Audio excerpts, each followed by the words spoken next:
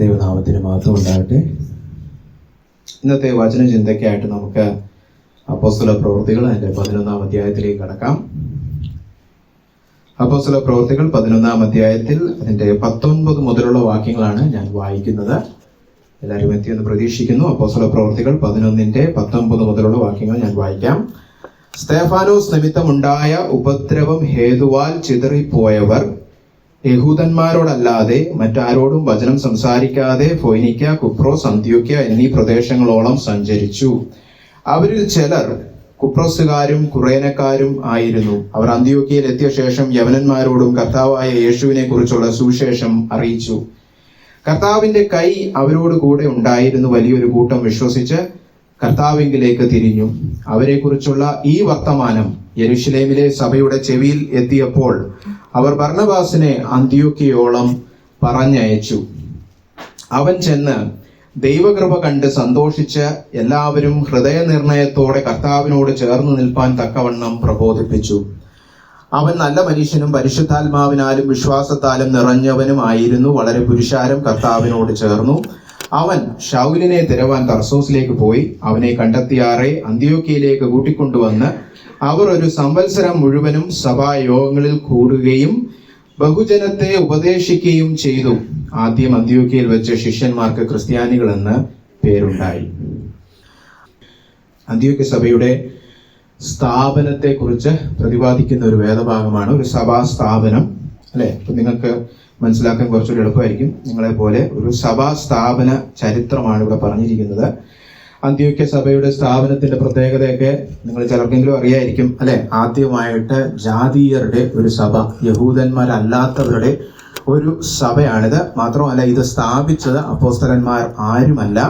സ്തെഫാനോസിനെ രക്തസാക്ഷിയാക്കിയപ്പോൾ അവിടെ യെരുശലേമിൽ ഒരു ഉപദ്രവം ഉണ്ടായി. യഹൂദന്മാരെല്ലാം ഇറങ്ങി സഭയെ ഉപദ്രവിച്ചു. 8-ാം അധ്യായത്തിൽ നമ്മൾ വായിക്കുന്നുണ്ട്, അപ്പോസ്തലന്മാർ ഒഴികെ ബാക്കി എല്ലാവരും ചിതറിപ്പോയി. അങ്ങനെ ചിതറിപ്പോയ സാധാരണ വിശ്വാസികൾ നമ്മൾ പറയുന്ന, അങ്ങനെ ബൈബിള് പറയാറില്ല, പക്ഷെ വിശ്വാസികളാണ്.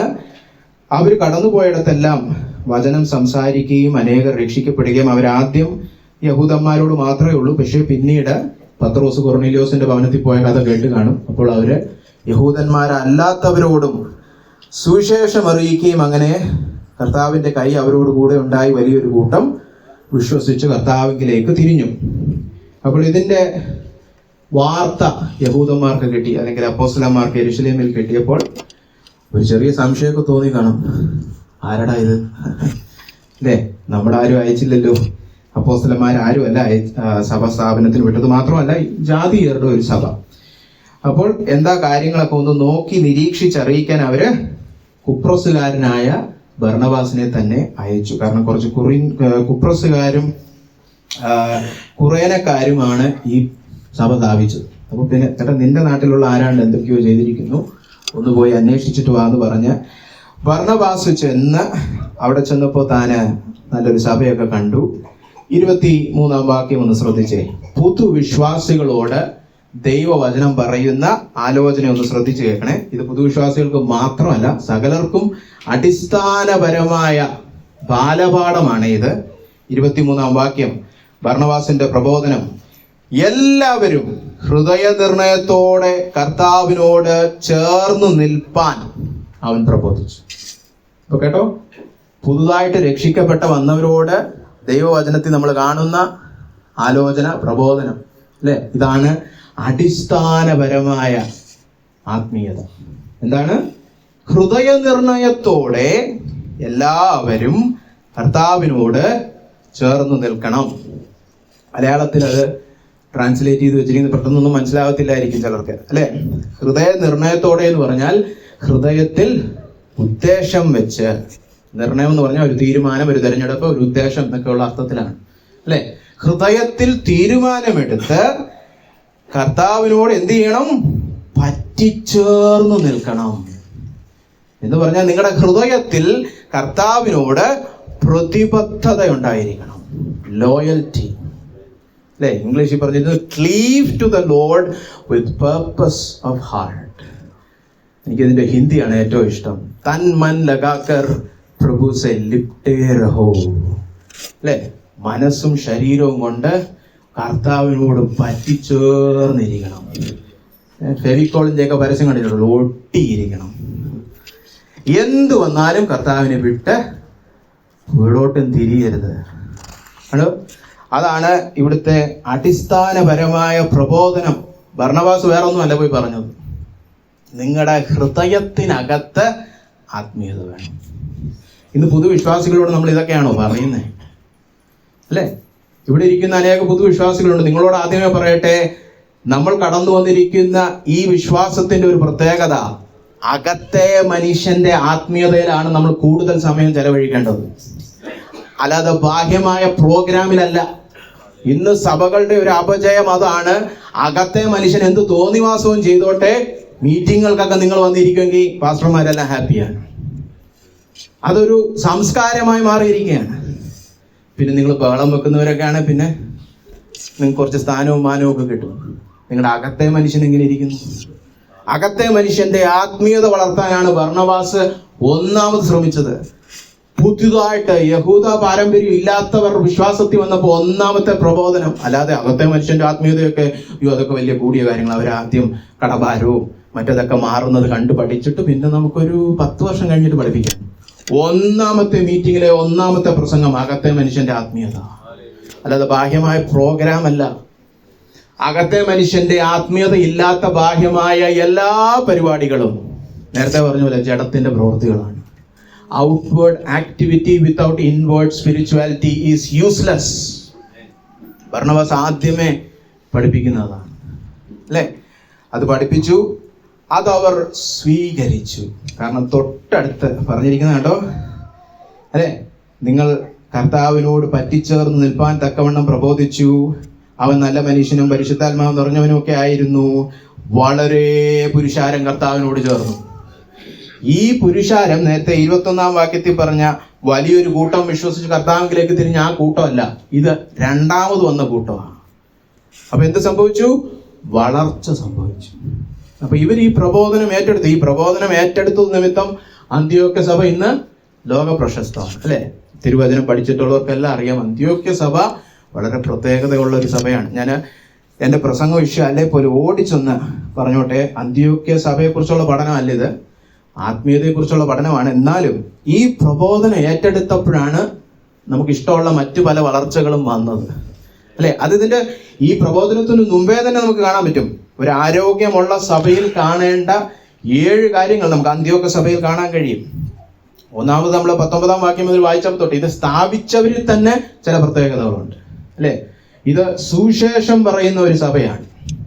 ഇതിന്റെ കോർ ഗ്രൂപ്പ് എന്ന് പറയുന്നവര് സുവിശേഷത്തിന് വേണ്ടി നടക്കുന്നവരാണ്. ഒന്നാമതായിട്ട് ഈ 19-ാം വാക്യത്തിലും 20-ാം വാക്യത്തിലും പറഞ്ഞിട്ടുണ്ട് അവര് സുവിശേഷം അറിയിച്ചവരായിരുന്നു എന്ന്. ഇത് യവന ഭാഷയെ വായിക്കുമ്പോൾ ഒരു പ്രത്യേകതയുണ്ട്.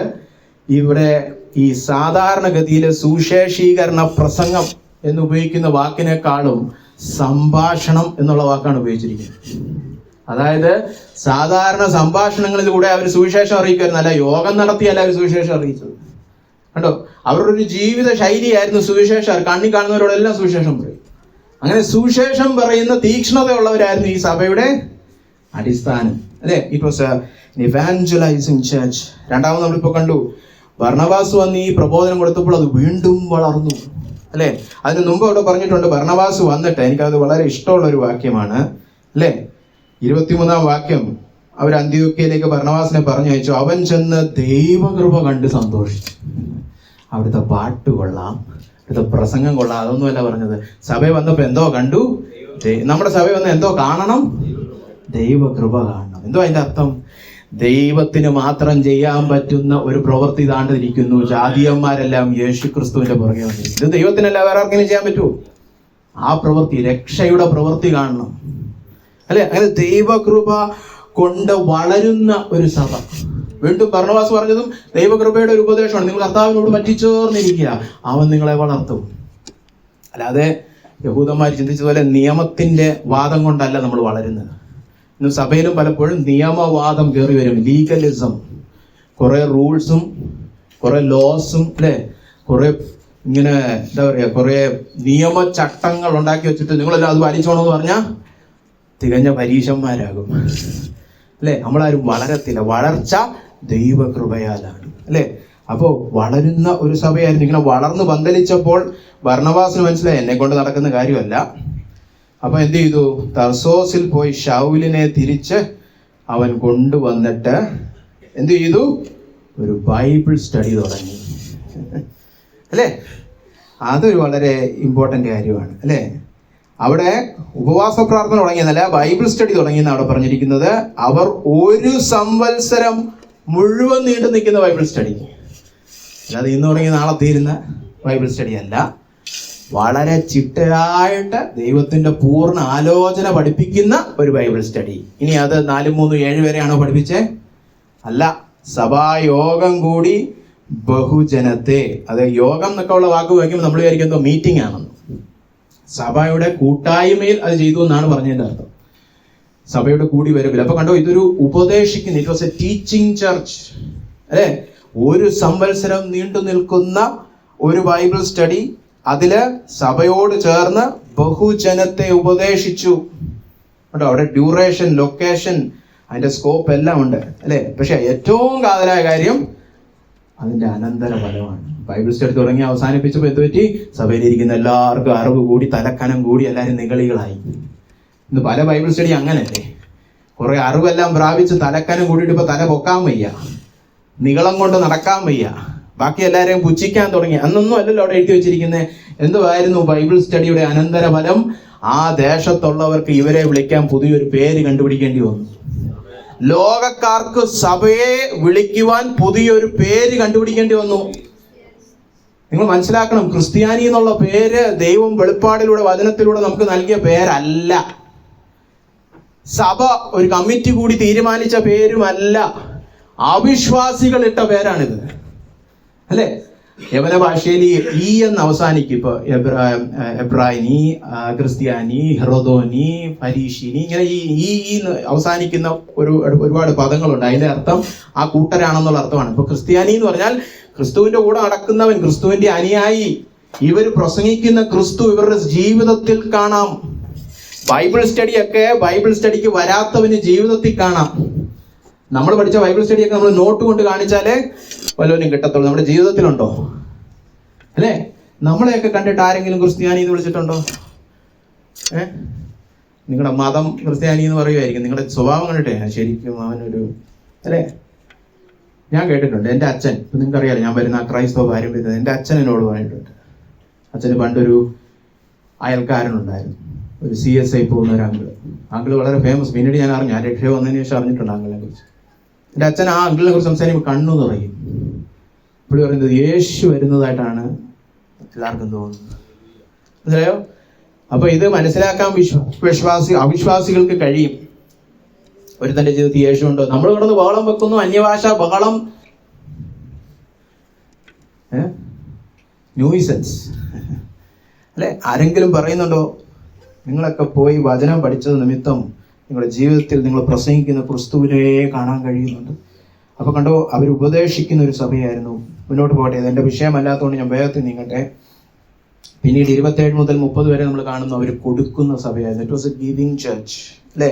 അവരറിഞ്ഞു യെരുശലേമിലുള്ള നമ്മുടെ സഹോദരങ്ങൾ വളരെ പ്രയാസത്തിലും ക്ഷാമത്തിലും ഒക്കെ ആയിരിക്കുന്നു. അപ്പോൾ അതിന്റെ 29 വാക്യം, അപ്പോൾ യഹൂദിയിൽ പാർക്കുന്ന സഹോദരന്മാരുടെ ഉദവിക്കായി ശിഷ്യന്മാരിൽ ഓരോരുത്തൻ പ്രാപ്തി പോലെ കൊടുത്തയപ്പാൻ നിശ്ചയിച്ചു.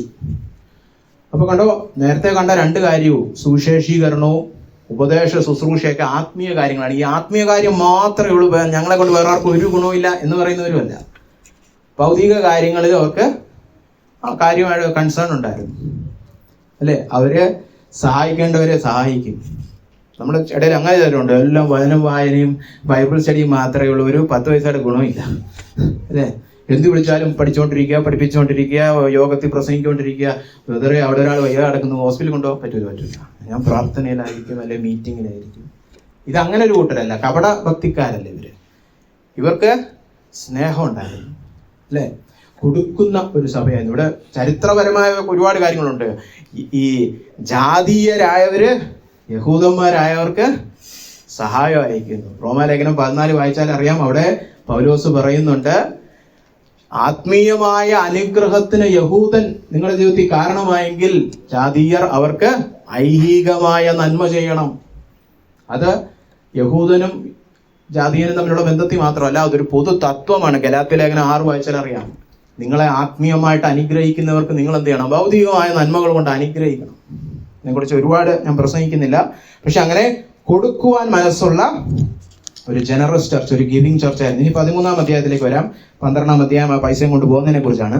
13-ാം അധ്യായത്തിന്റെ 1-ാമത്തെ വാക്യം, അന്ത്യോക്യയിലെ സഭയിൽ ബർണബാസ്, നീഗർ എന്നു പേരുള്ള ഷീമോൻ, കുറേനക്കാരനായ ലുക്യോസ്, ഇടപ്രഭുവായ ഹെരോദാവോട് കൂടെ വളർന്ന മനേയൻ, ശൗൽ എന്നീ പ്രവാചകന്മാരും ഉപദേഷ്ടാക്കന്മാരും ഉണ്ടായിരുന്നു. അവരുടെയൊക്കെ പേരെടുത്ത് പരിശോധിക്കുമ്പോൾ ഒരു കാര്യം മനസ്സിലാക്കും. ഈ സഭ ഒരു സ്നേഹിക്കുന്ന സഭയായിരുന്നു, ലവിങ് ചർച്ച്. അതങ്ങനെ ഈ പേരിൽ മനസ്സിലാക്കുന്നത് അറിയാവോ? ഇവരുടെ എല്ലാം പശ്ചാത്തലം എടുത്ത് നോക്കിയാൽ മതി.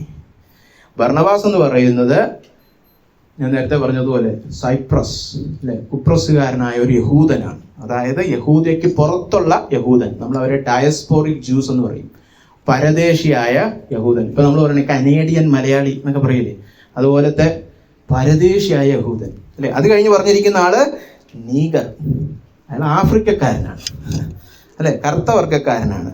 അത് കഴിഞ്ഞ് പറഞ്ഞിരിക്കുന്നത് കുറേനക്കാരനെ ലുക്യോസ്, അത് ബർണബാസിനെ പോലെ തന്നെ കനേഡിയൻ മലയാളി അല്ലെ, അത് വേറെ ഓസ്ട്രേലിയൻ മലയാളി അല്ലെ. അടുത്തത് ഇടപ്രഭുവായ ഹെരോദോ, അതെന്ന് പറഞ്ഞാൽ തമ്പുരാന്റെ കൂടെ വാഴുന്നവൻ അല്ലെ, രാജാവിന്റെ ഒക്കെ കൂടെ പഠിച്ചത് യഹൂദിയ ദേശത്തു നിന്നുള്ള ഒരു യഹൂദനാണ്. അത് കഴിഞ്ഞ് നമ്മുടെ ശൗൽ അല്ലെ. ഇപ്പൊ കണ്ടോ, വ്യത്യസ്ത പാരമ്പര്യങ്ങളിൽ നിന്ന് വരുന്നവർ പക്ഷെ ഒരുമനപ്പെട്ട് അവർക്കെല്ലാം സ്ഥാനമാനങ്ങളൊക്കെ ഒരുപോലൊക്കെ കൊടുത്തിട്ടുണ്ട്. നമ്മുടെ സഭകളൊക്കെ ഒന്ന് നോക്കണം. നമ്മൾ പ്രത്യേകിച്ച് ഞാൻ അമേരിക്കയിലായിരുന്ന സമയത്ത് ശ്രദ്ധിച്ചിട്ടുണ്ട്. ഞാൻ ഈ മലയാളി സഭകളിൽ ഒട്ടും ശുശ്രൂഷിക്കാത്ത ആളായതുകൊണ്ട് എനിക്ക് പോയി പരിചയമില്ല, പക്ഷെ കേട്ടറിവുണ്ട്. പത്തനംതിട്ട സഭയുണ്ട്, എറണാകുളം സഭയുണ്ട്, കുമ്പനാട് സഭകളൊക്കെ ഉണ്ട്. അറിയാതെ അവിടെ വേറെ ആരും വരരുത് അല്ലെ. ഇവിടെ കേരളത്തിൽ അങ്ങനെ ഒരു സഭയുണ്ട്, കൊട്ടാരക്കരയ്ക്ക് അടുത്തൊരു സ്ഥലത്ത്. അവിടെ സ്നാനപ്പെടാവോന്ന് ചോദിച്ചപ്പോൾ പറയാ, മറ്റേ അപ്പച്ചന്റെ കുടുംബത്തിൽപ്പെട്ടവർ മാത്രമേ ഇവിടെ സ്നാനപ്പെടുത്തുള്ളൂ. ആ അപ്പച്ചന്റെ പേരിലാണോ സ്നാനം? നിന്നെ ഞാൻ അപ്പച്ചന്റെ പേരിൽ മുക്കുന്നു എന്നാണോ? അതോ യേശു ക്രിസ്തുവിന്റെ സ്നാനമാണോ? അവിടെ ത്രിയേക ദൈവത്തിന്റെ പേരിലാണോ സ്നാനം? ഇത് ആ അപ്പച്ചന്റെ തായ് പേരുള്ളവ മാത്രം വന്നാൽ മതി. അതെന്ത് സഭ? അത് സഭയൊന്നുമല്ല. അങ്ങനെ അവിടെ ഉണ്ട് എറണാകുളം സഭ, പത്തനംതിട്ട സഭ, കുമ്പനാട് പ്രദേശ സഭ അല്ലെ. തിരുവനന്തപുരത്ത് ഉള്ളവരൊന്നും വരണ്ടെന്ന് അവിടെ അല്ലെ. ഇനി ജാതിപരമായ വിവേചനമില്ലേ നമ്മുടെ സഭകളിൽ അല്ലെ. കഴിഞ്ഞ ദിവസം എന്നോട് ആരോട് ചോദിച്ചു, കേരളത്തിലെ ഒരു 5 സീനിയർ പാസ്റ്റർമാരുടെ പേര് പറ, അക്രൈസ്തവ പാരമ്പര്യത്തിൽ നിന്ന് വന്നവർ. എവിടെ? എനിക്കാരെ അറിഞ്ഞൂടാ. കാരണം എന്താ അറിയോ, അങ്ങനത്തെ പാരമ്പര്യത്തിലുള്ളവർ ഇനി എല്ലാം പഠിച്ച് പാസ്സായി കൃപാവരം ഒക്കെ ഉണ്ട്, എല്ലാം ഉണ്ടെങ്കിലും ആക്കത്തില്ല. സുറിയാനി പാരമ്പര്യം വേണം. നമ്മുടെ പാസ്റ്റർ എന്ന് പറയുമ്പോൾ ഒരു പേരൊക്കെ വേണ്ടി, ഒരു പാരമ്പര്യമൊക്കെ വേണ്ടി. ഇതേതവൻ ഇന്നലെ വന്ന്, ഇതൊക്കെ നമ്മുടെ സഭയിലുണ്ട്. ഇതാരും പ്രസംഗിക്കാത്തതുകൊണ്ട് നിങ്ങളാരും കേൾക്കുന്നില്ല. പക്ഷെ ഇതൊക്കെ ഉണ്ട് ഇവിടെ. അന്ത്യോക്യ സഭയിൽ അങ്ങനത്തെ ജാതിപരമായതോ അല്ലെങ്കിൽ പ്രദേശപരമായിട്ടുള്ളതോ ആയ കുമ്പനാടും സുറിയാനിയും ഒന്നുമല്ല. എല്ലാവരും കർത്താവ് വിളിക്കുന്ന ഏവനും അവിടെ ശുശ്രൂഷിക്കാം. അവൻ ശുശ്രൂഷക്കാരനാണ്, അവിടെ സ്ഥാനമുണ്ട്. അതാണ് ഞാൻ പറഞ്ഞത്, സ്നേഹമുള്ളൊരു സഭയായിരുന്നു, ശരിയായ ദൈവസ്നേഹം. അല്ലാതെ നിങ്ങളെ പോലുള്ളവരെ മാത്രം വന്ദിക്കുന്നെങ്കിൽ നിങ്ങൾക്ക് എന്ത് പ്രതിഫലം എന്ന് കർത്താവ് ചോദിച്ച പോലെ അല്ല അല്ലേ. അപ്പൊ എല്ലാരെയും അംഗീകരിക്കുന്ന ഒരു സഭ. അടുത്തത് 6-ാമത്തെ കാര്യം, അവിടെ എന്താ അവർ ചെയ്തുകൊണ്ടിരുന്നേ? രാഷ്ട്രീയം കളിക്കുകയായിരുന്നു. അല്ല, അവര് ആരാധിച്ച് ഉപവസിച്ചു കൊണ്ടിരുന്നു. അത് കേട്ടിട്ടുണ്ടോ? നമ്മൾ ഉപവസിച്ച് പ്രാർത്ഥിച്ചു കേട്ടിട്ടുണ്ട്. ഇത് ആരാധിച്ച് ഉപവസിക്കുക എന്ന് പറഞ്ഞാൽ ഉപവാസത്തോടെ വന്നിട്ട് ആരാധന അല്ലെ. അത് ഉപവാസ പ്രാർത്ഥനയല്ല, ആരാധന അല്ലെ. അത് കഴിഞ്ഞ് പിന്നെ താഴെ പറഞ്ഞിട്ടുണ്ട്, അവര് ദൈവവിളി കേട്ടു. അത് കഴിഞ്ഞ് അവരെന്ത് ചെയ്തു? വീണ്ടും ഉപവസിച്ച് പ്രാർത്ഥിച്ചു. 3-ാമത്തെ വാക്യം. അപ്പൊ ഇതൊരു പ്രാർത്ഥിക്കുന്ന, ആരാധിക്കുന്ന ഒരു സഭയാണ്. Worshipping, praying church. അന്ത്യോക്യ സഭയുടെ ഒരു പ്രത്യേകതയാണ്, അത് പ്രാർത്ഥിക്കുന്ന ഒരു സഭയായിരുന്നു. അതിനെക്കുറിച്ച് ഇനി കൂടുതൽ ഞാൻ പറയുന്നില്ല. നിങ്ങളൊരു ഉപവാസ പ്രാർത്ഥനയിലായിരിക്കുന്നതുകൊണ്ട് കുറെ കേട്ട് കാണും പ്രാർത്ഥനയെ കുറിച്ചൊക്കെ അല്ലെ. ഇനി 7-ാമത്തെ കാര്യം കൂടെ പറഞ്ഞോട്ടെ. ഈ പ്രാർത്ഥനാ വേളയിലാണ് പരിശുദ്ധാത്മാവ് പറഞ്ഞത്, ബർണബാസിനെയും ശൗലിനെയും ഞാൻ വിളിച്ചിരിക്കുന്ന മിഷണറി വേലയ്ക്ക് വേർതിരിക്കുകയാണ് അല്ലെ. ഈ 2-ാം വാക്യം കഴിഞ്ഞവന് 3-ാം വാക്യത്തിൽ ഒരു പ്രാർത്ഥന, അവരുടെ തലയിൽ കൈവെക്കുന്നു, പറഞ്ഞു വിടുന്നു അല്ലേ. അപ്പോ ഈ വിടുവാൻ, അയക്കുവാൻ മനസ്സുള്ള ഒരു സഭയായിരുന്നു. അവിടെ നമ്മൾ പ്രത്യേകിച്ച് ചിന്തിക്കേണ്ട ഒരു കാര്യം, ആരെ അയച്ചേ? ഇവിടെ ശല്യങ്ങൾ, വോട്ട് 2 അങ്ങനെയുള്ള ശല്യങ്ങളെയാണോ പറഞ്ഞു വിട്ടത്? അല്ലെങ്കിൽ ചിലയിടത്തുണ്ട് നമ്മൾ വിചാരിക്കുന്ന നേതാക്കന്മാർ ചിലപ്പോൾ നേതാക്കന്മാരാവില്ല. ഇവന്മാർ ഇവിടെ ഉണ്ടെങ്കിൽ ഇവന്മാർ പാരയാ പറഞ്ഞുവിടാം. നീ ദൂരെ ഒരു സഭ ഉണ്ടെങ്കിൽ അവർ ഇവിടെ എനിക്ക് ആഗ്രഹമുള്ളവർ നേതാക്കന്മാരാകണം, അല്ലേ? ഇതല്ല, ഏറ്റവും വേണ്ടപ്പെട്ടവര്, അല്ലെ? നമ്മുടെ സഭയിലാണ് പൗലോസ് എങ്കിൽ നമ്മൾ പറഞ്ഞു വിടുവോ? പൗലോസ് വന്ന് 1 വർഷത്തെ ബൈബിൾ സ്റ്റഡി നടത്തി കഴിഞ്ഞപ്പോൾ പരിശുദ്ധാത്മാവ് പറഞ്ഞു. നിങ്ങൾക്കെല്ലാം പരിശുദ്ധാത്മാവ് പറയുന്ന ദൂത് കേൾക്കാൻ ഇഷ്ടമാണല്ലോ. നമ്മൾ പറഞ്ഞു വിടുവോ? പൗലോസ് പോയി കഴിഞ്ഞാൽ പിന്നെ എന്തോന്ന് സഭ? ഇവിടെ വരുന്ന പകുതി കൂടുതൽ എണ്ണം അങ്ങേരെ കേൾക്കാനായി വരുന്നത്. അങ്ങേരെ പറഞ്ഞു വിടുവോ നമ്മള്? അപ്പൊ അനുസരണം കണ്ടോ? എന്തുകൊണ്ടായിരിക്കും അവർ പറഞ്ഞു വിട്ടത്? അവർക്ക് നല്ല ബോധമുണ്ട്. സഭയെ പണിയുന്നത് പൗലോസല്ല, സഭയെ പണിയുന്നത് ക്രിസ്തുവാണ്. ഒരു വ്യക്തിയിലും ആധാരമില്ല. അത് ഏത് കൊമ്പത്തെ അപ്പോസ്തലനായാലും സഭ പണിയുന്നത് ക്രിസ്തുവാണ്. ക്രിസ്തുവിന് വേണേ പറയാം, ഇവൻ പോട്ടെ, ഞാൻ പിന്നെ ഈ സഭ, അന്ത്യോക്യ സഭ തീർന്നു. അതോടെ അന്ത്യോക്യ സഭ ഇന്നും ഈ 2025 നമ്മൾ പ്രസംഗിച്ചുകൊണ്ടിരിക്കുക. പൗലോസ് പോയോണ്ട് അന്ത്യോക്യ സഭ നിന്ന് പോയില്ല, തകർന്നും പോയില്ല. ഏതെങ്കിലും വ്യക്തിയെ നോക്കിയാണ് നിങ്ങൾ സഭ പണിയുന്നതെങ്കിൽ തീർന്നു, അയാൾ മരിക്കുന്നതോടെ സഭ തീരും. സഭ അങ്ങനല്ല, സഭ ക്രിസ്തുവിനെ നോക്കി വളരണം. അങ്ങനെ ബോധമുള്ളവർക്ക് നാളെ പറയണം, പൊക്കോളാൻ പറഞ്ഞാൽ അവരെ പറഞ്ഞുവിടാൻ നമുക്ക് പറ്റും, അല്ലെ? അങ്ങളെ മാറിയ ഒരു സ്ഥലത്ത് പോകുമ്പോൾ നമ്മൾ പറഞ്ഞു, അയ്യോ ഇവരും രണ്ടുപേരും ഇല്ലാതെ നമ്മളിനി എങ്ങനെ എന്ന് പറയൂല. മനുഷ്യനിൽ ആസ്പദമല്ല സഭയുടെ വളർച്ച.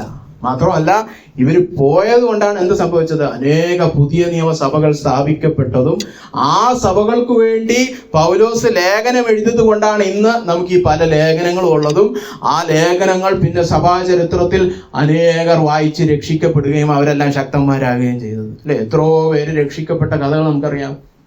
അപ്പൊ റോമാ ലേഖനം തന്നെ എടുത്ത സഭാചരിത്രത്തിലുള്ള ഒരു 5-6 വമ്പന്മാർ രക്ഷിക്കപ്പെട്ടത് ആ ലേഖനം കാരണമാണ്. മാർട്ടിൻ ലൂതർ മുതൽ ഇങ്ങോട്ടെല്ലാം, അല്ലെ? ഇതിനെല്ലാം കാരണഭൂതമായ സഭ ഏതാണ്? ഇവരുടെ ഈ അനുസരണത്തിന്റെ പ്രതിഫലം നിങ്ങൾ കാണുന്നുണ്ടോ? ഇവര് സഭാചരിത്രം മാറ്റിമറിച്ചു. ഇവരനുസരിക്കാത്ത പൗലോസ് ഇവിടെ നിൽക്കട്ടെന്ന് പറഞ്ഞിരുന്നെങ്കിൽ സഭാചരിത്രം എങ്ങനെ പോകുമെന്ന് എനിക്ക് അറിഞ്ഞൂടാ. പക്ഷേ ഇവർക്ക് ഈ പ്രതിഫലം ഒന്നും കിട്ടാൻ പോകുന്നില്ല. അന്ത്യോക്യ സഭയുടെ അനുസരണം കണ്ടോ? It was A sending church. അപ്പോ ഞാൻ ഈ 7 കാര്യം പഠിപ്പിക്കാനല്ല വന്നത്. ഇത് പ്രസംഗത്തിന്റെ ഒരു എന്താ പറയുക, ഒരു ഭാഗമേ അല്ല. ഇതെല്ലാം പറഞ്ഞെന്തിനാണെന്നറിയോ?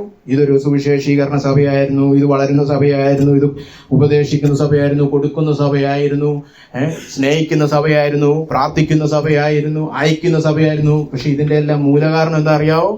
ഇതെല്ലാം ചെയ്തോണ്ടല്ല. ഇതിന്റെ മൂലകാരണം ഇവരുടെ ഹൃദയത്തിലെ വിശുദ്ധിയായിരുന്നു. അതാണ് നിങ്ങൾ കാണേണ്ട കാര്യം. ഹൃദയത്തിൽ കർത്താവിനോട് പ്രതിബദ്ധതയുള്ളതുകൊണ്ടാണ് ഈ 7 കാര്യങ്ങൾ സംഭവിച്ചത്.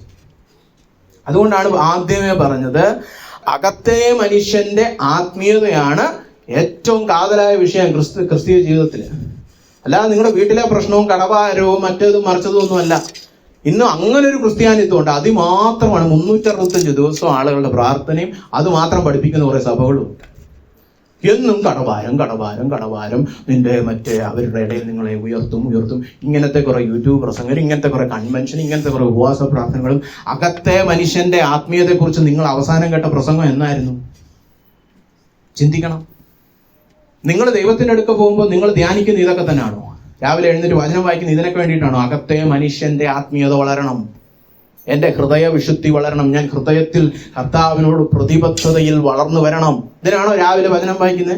അതോ പിള്ളേരുടെ പഠിത്തം ഞാൻ എങ്ങാനും ഇടത്തോട്ടോ വലത്തോട്ടോ തിരിഞ്ഞാൽ ഇനി ദൈവം അതെല്ലാം കുളവാക്കിയാലോ? അത് അന്ധവിശ്വാസമാണ്. ഇന്ന് അന്ധവിശ്വാസം സഭയ്ക്കകത്ത് തന്നെ വളരുന്നു. ഒന്നാമത് വചനം അറിയാത്തവരാണ് പല സഭകളിലും മൈക്കും പിടിച്ച് നിൽക്കുന്നത്. അത് പറയാതിരിക്കാൻ വയ്യ എനിക്ക്. ഞാൻ അമേരിക്കൻ തിരിച്ചു വന്ന് ആദ്യം ചെയ്ത ശുശ്രൂഷ അറിയാലോ? പാസ്റ്റർമാരെ പഠിപ്പിക്കാനാണ് എന്നെ ദൈവം അയച്ചത്, അല്ലാതെ സഭകളിൽ പ്രസംഗിക്കാനല്ല. പോയപ്പോൾ എനിക്കൊരു കാര്യം മനസ്സിലായി, ഭൂരിപക്ഷത്തിന് ഒന്നും അറിഞ്ഞൂടാ. പിന്നെ ഞാൻ ഉറങ്ങിയിരുന്നപ്പോൾ എനിക്ക് ദർശനം കിട്ടി. ഞാൻ ഈ വാക്യത്തിന്റെ അറ്റം വായിച്ചപ്പോൾ എനിക്ക് മൂല കിട്ടിയെന്ന് പറഞ്ഞു വന്ന് പ്രസംഗിക്കുന്ന കുറേമാരുണ്ടല്ലോ. അതല്ല നമ്മുടെ ആത്മീയതയുടെ അടിസ്ഥാനം. വചനം നന്നായിട്ട് പഠിക്കണം. വചനം ഉപദേശിച്ചപ്പോഴാണ് അന്ത്യോക്യ സഭയിലെ അവരെ നോക്കി അവര് ക്രിസ്ത്യാനികൾ എന്ന് പേര് വിളിച്ചത്. അല്ലാതെ അവിടുത്തെ പാട്ടും ബഹളവും നിങ്ങളുടെ തുള്ളിച്ചാട്ടം കണ്ടപ്പോഴല്ല.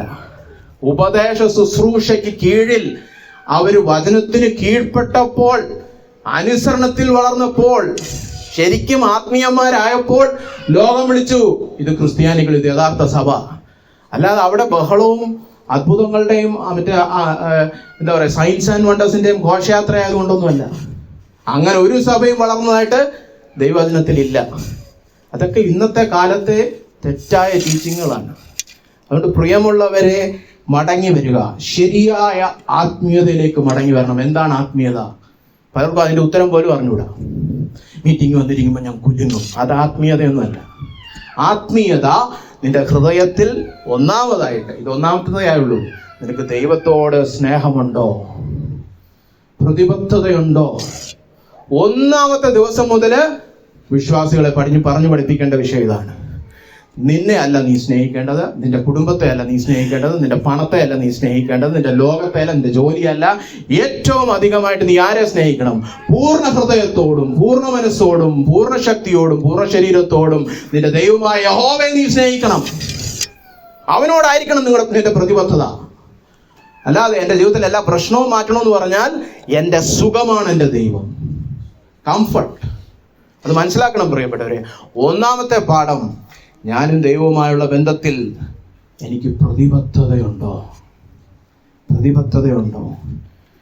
അതെങ്ങനെ മനസ്സിലാക്കുമെന്ന് ചോദിച്ചാൽ നിങ്ങളുടെയൊക്കെ സ്വകാര്യ ജീവിതം എടുത്ത് പരിശോധിച്ചാൽ മതി. പ്രലോഭനം വരുമ്പം ഇവിടെ കാണിക്കുന്ന പോലത്തെ തീക്ഷ്ണതയൊക്കെ ഉണ്ടോ?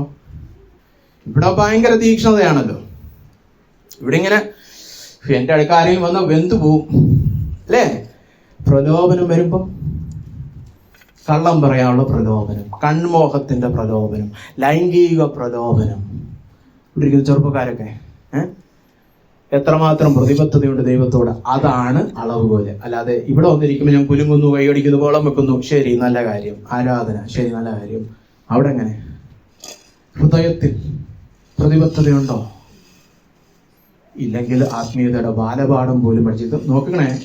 ഭരണവാസ് ഒന്നാമത് സൺഡേ സ്കൂളായിട്ട് എടുത്ത പാഠമായിരുന്നു. അല്ലാതെ മക്കളെ 30 വർഷമായി, ഞാൻ സീക്രട്ട് പറഞ്ഞുതരാം, ഇത് ബാലപാഠമാണ്. ഇതുപോലും നമ്മൾ പഠിക്കുന്നില്ല പലപ്പോഴും അല്ലേ? ഇനി ഇതിനോട് ചേർന്ന് പോകുന്നത് നമുക്ക് 1 പത്രോസിലേക്ക് നീങ്ങാം. 1 പത്രോസ് 2-ാം അധ്യായമാണ്, ഞാൻ തന്നെ വായിക്കാം. അത് ആരംഭിക്കുന്നത് 2-ാം അധ്യായം 1-ാം വാക്യം ആരംഭിക്കുന്ന ആകയാൽ എന്നാണ്. മലയാളം ബൈബിൾ നിങ്ങൾ എവിടെയെങ്കിലും ആകയാൽ കാണുകയാണെങ്കിൽ എപ്പോഴും അതിന് മുന്നിലുള്ള കുറച്ച് വാക്യങ്ങൾ വായിച്ചു നോക്കണം. എന്തോ ഒന്ന് സത്യമാകയാൽ ആണ് ഇതിന്റെ അർത്ഥം അല്ലെ? therefore ഇംഗ്ലീഷിൽ പറയും check what it is therefore അല്ലെ? അതെന്താണെന്ന് മനസ്സിലാക്കണമെങ്കിൽ 23-ാം വാക്യം 1-ാം അധ്യായത്തിന്റെ 23-ാം വാക്യത്തിൽ പറഞ്ഞിരിക്കുന്നത്, കെടുന്ന ബീജത്താലല്ല, കെടാത്തതിനാൽ ജീവനുള്ളതും നിലനിൽക്കുന്നതുമായ ദൈവവചനത്താൽ തന്നെ നിങ്ങൾ വീണ്ടും ജനിച്ചിരിക്കുന്നു. ഇനി 2-ാം അധ്യായത്തിന്റെ 1-ാമത്തെ വാക്യം, ആകയാൽ നിങ്ങൾ രക്ഷിക്കപ്പെട്ടവരാകയാൽ. അതുകൊണ്ടാണ് ഇത് വീണ്ടും പൊതുവിശ്വാസികൾക്കാണ്, അല്ലെങ്കിൽ ബാലപാഠമാണ് ഇനി പറയാൻ പോകുന്നത് കേട്ടോ. അല്ലാതെ കൊടുമുടിയൊന്നുമല്ല ആത്മീയതയുടെ, ബാലപാഠം. നിങ്ങൾ ഇപ്പോൾ വീണ്ടും ജനിച്ചിരിക്കെ ആകയാൽ 2-ാം അധ്യായം 1-ാം വാക്യം, സകല ദുഷ്ടതയും എല്ലാ ചതിവും വ്യാജഭാവവും അസൂയയും എല്ലാ നുണയും നീക്കിക്കളഞ്ഞ് ഇപ്പോൾ ജനിച്ച ശിശുക്കളെ പോലെ രക്ഷയ്ക്കായി വളരുവാൻ വചനമെന്ന മായമില്ലാത്ത പാല് കുടിപ്പാൻ വാഞ്ചിപ്പീൻ. ഇപ്പൊ നിങ്ങൾ രക്ഷിക്കപ്പെട്ട മക്കളായതുകൊണ്ട് വചനത്തിന് വേണ്ടി വാഞ്ചിക്കണം. വചനത്തിന് വേണ്ടി വാഞ്ചയൊന്നും വരുന്നില്ലെങ്കിൽ രക്ഷിക്കപ്പെട്ടോ എന്നുള്ളത് വലിയൊരു ചോദ്യചിഹ്നമാണ്. അത് എൻ്റെ ജീവിതത്തിൽ നിന്നും എനിക്കറിയാം, എൻ്റെ ശുശ്രൂഷ അനുഭവത്തിൽ നിന്നും അറിയാം. പലരുടെയും സാക്ഷ്യങ്ങൾ ഇപ്പോൾ 2-3 മാസം മുമ്പ് ഞാൻ അങ്കിളുടെ സാക്ഷ്യം കേൾക്കുമായിരുന്നു. അങ്കിള് ഇവിടെ ഗൾഫിൽ വെച്ച് രക്ഷിക്കപ്പെട്ടപ്പോൾ പുള്ളി എടുത്തു പറഞ്ഞൊരു കാര്യമാണ്, എനിക്ക് വചനം വായിച്ചിട്ടും മതിയാവുന്നില്ല. എല്ലാം വചനം വായിച്ച് ദൈവമാണ് ഓരോ കാര്യവും പുള്ളിയെ പഠിപ്പിക്കുന്നത് കേട്ടോ. രക്ഷിക്കപ്പെട്ട പാല് കുടിക്കാൻ തോന്നുന്ന ഒരു കുഞ്ഞാവും. ഏതെങ്കിലും വാവയ്ക്ക് പാല് കുടിക്കാൻ തോന്നുന്നില്ല, നമ്മൾ എന്ത് ചെയ്യും? പോട്ടെ മോനെ എന്ന് പറഞ്ഞിരിക്കുമോ? ഉടനെ പോകും നമ്മൾ ആശുപത്രിയിൽ. ഈ കൊച്ചു പാല് കുടിക്കുന്നില്ല, എന്തോ കുഴപ്പമുണ്ട് അല്ലേ? കുഞ്ഞുങ്ങളായ പാല് കുടിക്കും. അതാണ് ഇവിടെ പറഞ്ഞത്, ഇപ്പോൾ ജനിച്ചിരിക്കുന്ന കുഞ്ഞുങ്ങളെ പോലെ വചനമെന്ന മായമില്ലാത്ത പാല് കുടിപ്പാൻ വാഞ്ചിക്കണം. ശരിയായിട്ട് രക്ഷിക്കപ്പെട്ടവരുടെ കാര്യത്തിലെല്ലാം ഇത് നമുക്ക് കണ്ണും പൂട്ടി പറയാം അല്ലേ? ചിലർ പറയും, ആ അമ്മച്ചി രക്ഷിക്കപ്പെട്ടു, ഇപ്പം വെളുപ്പിന് 5 മണിക്ക് കഴിഞ്ഞിട്ട് 3 മണിക്കൂർ ബൈബിൾ വായിക്കും. അതിൽ അത്ഭുതപ്പെടാനൊന്നുമില്ല. രക്ഷിക്കപ്പെട്ട വചനത്തോട് വാഞ്ച ഉണ്ടാവും അല്ലേ? പക്ഷെ ഇവിടെ പറഞ്ഞിരിക്കുന്നത് എങ്ങനെ വാഞ്ചിക്കണമെന്നാണ്. വാഞ്ചിക്കണമെന്ന് പറയാൻ നിങ്ങൾ ആദ്യം രക്ഷിക്കപ്പെടണം. എങ്ങനെ വാഞ്ചിക്കണം? അതാണ് ക്രമീകരണം. സകല ദുഷ്ടതയും എല്ലാ ചതിവും വ്യാജഭാവവും അസൂയയും എല്ലാ നുണയും നീക്കിക്കളഞ്ഞ് വചനത്തിന് വേണ്ടി വാഞ്ചിക്കണം. അതായത് എന്തായി? നിങ്ങളും മനുഷ്യരും തമ്മിലുള്ള ബന്ധത്തിൽ ക്രമീകരണം വരണം. നേരത്തെ നിങ്ങളും ദൈവവും തമ്മിലുള്ള ബന്ധമായിരുന്നു. ഇനി ഞാനും എൻ്റെ അയൽക്കാരനും തമ്മിലുള്ള മറ്റു മനുഷ്യരുമായിട്ടുള്ള ബന്ധത്തിൽ ഈ പറഞ്ഞിരിക്കുന്ന 5 പാപങ്ങൾ എടുത്ത് നീക്കിയിട്ട് വേണം വന്ന് ബൈബിൾ സ്റ്റഡിക്ക് പഠിക്കാൻ. ഇത് നീക്കാതെ വചനം പഠിച്ച് 10-30 വർഷമായ വിശ്വാസികൾ നമുക്കിടയിലുണ്ട്. ഒരു ഗുണവുമില്ല, അല്ലെ? ഭൂമിക്ക് ഭാരം എന്നൊക്കെ പറയുന്നത് സഭയ്ക്ക് ഭാരം. ഇവരെത്ര വചനം പഠിച്ചിട്ടും ഒരു കാര്യമില്ല. കാരണം ഈ ദുഷ്ടതയൊക്കെ വെച്ചിട്ടാണ് വചനം പഠിക്കുന്നത്. ദുഷ്ടത വെച്ച് വചനം പഠിക്കുമ്പം പഴയ നിയമത്തിലെ ഏതെങ്കിലും ഒരു വാക്യം എടുത്തിട്ട് പറയും, കണ്ടോ എൻ്റെ അയൽക്കാരനെ കുറിച്ചാണ് എഴുതിയിരിക്കുന്നത്. നിന്റെ അയൽക്കാരനെ കുറിച്ചൊന്നുമല്ല അവിടെ എഴുതിയിരിക്കുന്നത്. ഞാൻ പലപ്പോഴും പ്രത്യേകിച്ച് ഈ പെന്തക്കോസ് പള്ളികളിൽ ഈ എന്താ പറയുക, സങ്കീർത്തനം പ്രബോധിപ്പിക്കുന്ന സമയമുണ്ട്. ഞാൻ എഴുന്നേറ്റിട്ട് ആദ്യം പറയുന്നത്, ഇത് നിങ്ങളെടുത്ത് നിങ്ങളുടെ അയൽക്കാരനെ കുറിച്ചൊന്നും ആക്കരുത്. ദാവീദിന്റെ ശത്രു. ദാവീദ് ആരാണ്? അഭിഷക്ത രാജാവാണ്. നമ്മുടെ അഭിഷക്ത രാജാവ് ആരാണ്? യേശുക്രിസ്തു. യേശുക്രിസ്തുവിന്റെ ശത്രുവിനെ കുറിച്ച് എഴുതിയിരിക്കുന്നത്. അല്ല, എന്റെ ശത്രു അല്ല. നിങ്ങളുടെ ശത്രുക്കളെ സ്നേഹിക്കണമെന്ന് പറഞ്ഞത്. അല്ല, അവനെതിരെ സങ്കീർത്തനത്തിലെ വാക്യമൊക്കെ എടുത്ത് ആറ്റം ബോംബ് പോലെ ഇടണമെന്നല്ല പറഞ്ഞിരിക്കുന്നത്. ഒരു ബോധവും ഇല്ലാതെ പാസ്റ്റർമാർ ഇതൊക്കെ പ്രശ്നം. നിന്റെ ശത്രുവിന്റെ മുൻപിൽ ദാവീദിനെ ഉയർത്തി വരെ. ദാവീദ് യേശുക്രിസ്തുവിന്റെ നിഴലാണ്, നിന്റെ നിഴലല്ല. ദാവീദ് ഗോലിയാത്തിനോട് യുദ്ധം വിട്ടതും ഞാൻ ഗോലിയാത്തിനോട് യുദ്ധം ഇടുന്നതിനെ കുറിച്ചൊന്നും അല്ല പറയുന്നത്. ദാവീദ് ഗോലിയാത്തിന് യുദ്ധം ഇടാൻ പോയപ്പോൾ പേടിച്ച് ബാക്കിയിരുന്ന ഇസ്രായേൽ മക്കളെ പോലാണ് നമ്മൾ. ദാവീദിന്റെ ജനം, നമ്മൾ യേശുക്രിസ്തുവിന്റെ ജനം. യേശുക്രിസ്തു ക്രൂശിൽ ഒറ്റയ്ക്ക് യുദ്ധം ചെയ്യാനൊക്കെ പോയപ്പോൾ നമ്മൾ പേടിച്ചാണ് ഇരിപ്പുണ്ടായിരുന്നു. അവൻ യുദ്ധം ചെയ്യിച്ചോണ്ട് നമുക്കും ചെയ്യാം, ജയം. അല്ലാതെ ഞാൻ യുദ്ധം ചെയ്യുന്നതിനെ കുറിച്ചൊന്നുമല്ല. വചന വ്യാഖ്യാനം അത് വേറൊരു വിഷയം, അതൊന്നും അറിഞ്ഞൂടാ പലർക്കും. അങ്ങനെ സങ്കീർത്തനത്തിന് വല്ലതൊക്കെ എടുക്കും. പക്ഷെ എന്തുകൊണ്ടാണ് എടുക്കുന്നത്? ഉള്ളിൽ ഈതുണ്ട്. സകല ദുഷ്ടതയും വെച്ചോണ്ടായ വചനം വായിക്കുന്നത്. ഈ വാക്യം പറഞ്ഞത് കൊണ്ട് ആ അമ്മച്ചിക്കുള്ളത്, ഈ വാക്യം തന്നെ അങ്കിൾ ഇങ്ങനെ വായിക്കുന്നവരുണ്ട്. അപ്പൊ നിനക്കേതാ വാക്യം? എന്റെ വാക്യം ദൈവം എന്നെ സ്നേഹിക്കുന്നു, അല്ലേ? അതേത് വാക്യം? നിനക്കൊരു പാപവും ഇല്ല, നിന്റെ അയൽക്കാരനും നിന്റെ കൂട്ടുകാരനും അവിടെ ഇരിക്കുന്ന അമ്മച്ചിക്കും ഒക്കെയാണ് തൂത്, അല്ലേ? ഇതാണ് കുഴപ്പം. വചനം പഠിക്കാൻ വരുമ്പോൾ നിങ്ങളും നിങ്ങളുടെ മനുഷ്യരുമായിട്ടുള്ള ബന്ധത്തിൽ ക്രമീകരണം വരുത്തിയിട്ട് വേണം വന്ന് വചനം പഠിക്കാനെന്ന് പത്രോസ് പറയുന്നുണ്ട്. ഇത് ആരോടായി പറയുന്നത്? ബാലപാഠമായത്, പൊതുവിശ്വാസികൾ. അല്ലാതെ ഇത് പിന്നെ ചെയ്യാൻ ബ്രദറെ, ഇതൊക്കെ ആദ്യമേ എങ്ങനെ? ഇത് ആദ്യം ചെയ്യണമെന്നാണ് പറഞ്ഞിരിക്കുന്നത്. ഇത് ചെയ്യാത്തതുകൊണ്ടാണ് അടിസ്ഥാനത്തിലെ പൊളിഞ്ഞു പോയി, അല്ലേ? നമ്മൾ വീടൊക്കെ കിട്ടുമ്പോൾ അടിസ്ഥാനത്തിൽ കോട്ടം തട്ടിയ, അല്ലെ, നല്ല കോൺക്രീറ്റ് ഒക്കെ ഇടാതെ ചെയ്ത പോക്ക, അല്ലേ? വീട് കെട്ടിയവർക്ക് അറിയാം, അത് പോക്ക. ചോരുന്നു എന്നൊക്കെ പറഞ്ഞ് തീർന്നു. പിന്നെ മൊത്തം പൊളിച്ച് ഒന്നേന്ന് തുടങ്ങണം. അതെന്താണ്? ധ്യാന കേന്ദ്രം, അല്ലെ? അപ്പച്ചൻ ധ്യാന കേന്ദ്രത്തിൽ ഇത്രയും നാൾ എന്തായിരുന്നു? അത് പിന്മാറ്റം. അതെങ്ങനെ വന്നു? അടിസ്ഥാനത്തിലേ തെറ്റിപ്പോയി. പിന്നെ കിടന്ന് പണിയാണ് 30 വർഷം കഴിഞ്ഞിട്ട്. പിന്നെ റെമഡിയൽ വർക്ക്, അല്ലെ? നമ്മുടെ ചില റോഡൊക്കെ ടാറിടുന്നില്ല. ആദ്യം നേരെ ടാറിടുന്നതിന് പകരം ടാറിട്ട് കഴിഞ്ഞ് പിന്നാണ് വാട്ടർ അതോറിറ്റി ഒന്ന് കുഴിച്ചിട്ട് പിന്നെ അതിന്റെ പുറത്ത് കട്ടറായി, പിന്നെ അത്, അല്ലേ? നമ്മുടെ ഗൾഫിലൊക്കെ ടാറിടുന്ന പോലെ വേണം ടാറിടാൻ, അല്ലേ? എന്ന് പറഞ്ഞാൽ നമ്മുടെ ക്രിസ്തീയ ജീവിതം ആദ്യമേ നേരെ ചൊവ്വേ പണിയണം. അപ്പോ ഈ 5 ഒന്ന് ശ്രദ്ധിച്ചു നോക്കിയ സകല ദുഷ്ടതയും, ആഹാ, അവിടെ ആ തുടക്കം. ഈ ദുഷ്ടത എന്നുള്ള വാക്ക് ജഡീക മനുഷ്യൻ, രക്ഷിക്കപ്പെടാത്ത മനുഷ്യന്റെ സ്വഭാവത്തെ സൂചിപ്പിക്കാനായിട്ട് പല ഭാഗങ്ങളിൽ പുതിയ നിയമത്തിൽ ഉപയോഗിച്ചിരിക്കുന്നത്. റോമർ 1 അങ്ങനെ പല ഭാഗങ്ങളുണ്ട്. ഡിപ്രാവിറ്റി നമ്മൾ ഇംഗ്ലീഷിൽ പറയും. രക്ഷിക്കപ്പെടാത്ത ഒരു അവിശ്വാസിയുടെ സ്വഭാവം, ജഡീകന്റെ സ്വഭാവം ഇതാണ് ദുഷ്ടത. അവനൊരു ദുഷ്ടനാണ്, സകലരോടും ദോഷം നിരൂപിച്ച് നടക്കുന്നവനാണ്. അത് നമ്മുടെ ഉള്ളത്തിൽ നിന്ന് ആദ്യം എടുത്ത് കളയണം. ദോഷം നിരൂപിക്കുന്നുണ്ടോ ആരെങ്കിലും കുറിച്ച്? എനിക്കിട്ട് പണിഞ്ഞാൽ മറ്റേ അയൽക്കാരൻ, എൻ്റെ പ്രൊമോഷൻ തട്ടിയെടുത്ത ജോലി സ്ഥലത്തുള്ളവൻ, ഇതൊക്കെ ചിന്തിക്കുന്നുണ്ട്. ഇന്ന് നിർത്തിക്കണം. അല്ലാതെ ഈ മീറ്റിങ്ങിനൊന്നും വന്നിട്ട് ഒരു കാര്യവും ഇല്ല കേട്ടോ. വചനം പഠിക്കണമെങ്കിൽ ആദ്യം ഒരു ക്രമീകരണമുണ്ട്, ഒരു മുൻ വ്യവസ്ഥ വചനത്തിൽ പറഞ്ഞിട്ടുണ്ട്. എല്ലാ ചതിവും, അല്ലെ, ഡിസീറ്റ്, തട്ടിപ്പ്, വെട്ടിപ്പ്, പറ്റിപ്പ്, ആ പ്രദേശത്തു നിന്ന് കടന്നു വന്നവർ ശ്രദ്ധിച്ചു കേൾക്കുക, അതെടുത്ത് ഊരകളാണ്. നിങ്ങൾ കുമ്പനാടാണോ തിരുവനന്തപുരമാണോ പത്തനംതിട്ട ആണേലും പറ്റിപ്പ്, വെട്ടിപ്പ്, ഈ ചതിവ് പരിപാടി എല്ലാം നിർത്തണം. അങ്ങനെ കണക്കുകൂട്ടലുകളോടെ വരരുത്. ചിലരുണ്ട് അങ്ങനെ ക്രിസ്തീയ സഭയിൽ. ഈ അമ്മാമ്മയോട് ഇന്ന് പോയി സ്തോത്രം പറയാം, അപ്പൊ അവരെന്റെ കൂടെ വരും. പിന്നെ അടുത്ത ആഴ്ച പോയി ആ അമ്മാമ്മയോട് ഈ അമ്മാമ്മയുടെ കുറ്റം പറയും. ഇങ്ങനെ കണക്കുകൂട്ടി വരുന്ന ചില വേന്ദ്രന്മാരും വേന്ദ്രമതികളും ഉണ്ട്. അതൊരു ഭക്തന് ചേർന്നതല്ല, വീണ്ടും ജനിച്ച ഒരു പൈതലിന് ചേർന്നല്ല. എന്തുകൊണ്ടാണ് നമ്മളിങ്ങനെ കണക്കൊന്നും കൂട്ടണ്ടാത്തത്? നമുക്കൊരു പിതാവുണ്ടെന്ന്, പിതാവ് കണക്ക് കൂട്ടിക്കോളും. നീ ഒരു കണക്കും കൂട്ടണ്ട. നീ അങ്ങ് ജീവിക്കുക, സ്നേഹിക്കുക എല്ലാവരെയും. അവരത് ചെയ്യുന്നു, തിരിച്ചൊന്നും ചെയ്യേണ്ട, അതൊക്കെ ദൈവം നോക്കിക്കോളും. ദൈവത്തിൽ വിശ്വാസം ഇല്ലാത്തതുകൊണ്ടാണ് ഞാൻ തന്നെ കണക്ക് കൂട്ടി ചില കുത്തും കോമയൊക്കെ കൊടുക്കണമെന്ന് തോന്നുന്നത്. അത് വീണ്ടും ജനിച്ച ഒരു ദൈവ പൈതലിന് ചേർന്നതല്ല. മാത്രമല്ല, നിങ്ങൾ വചനം പഠിക്കുമ്പോൾ നേരെ ചൊവ്വൊന്നും പഠിക്കത്തില്ല. അത് ഇനി പറയുന്ന 3 കാര്യങ്ങൾ നമ്മുടെ മലയാളം ബൈബിൾ അത് മനസ്സിലാക്കാൻ പറ്റത്തില്ല. യവന ഭാഷയിൽ അത് ബഹുവചനമാണ്, പ്ലൂറൽസ് ആണ്.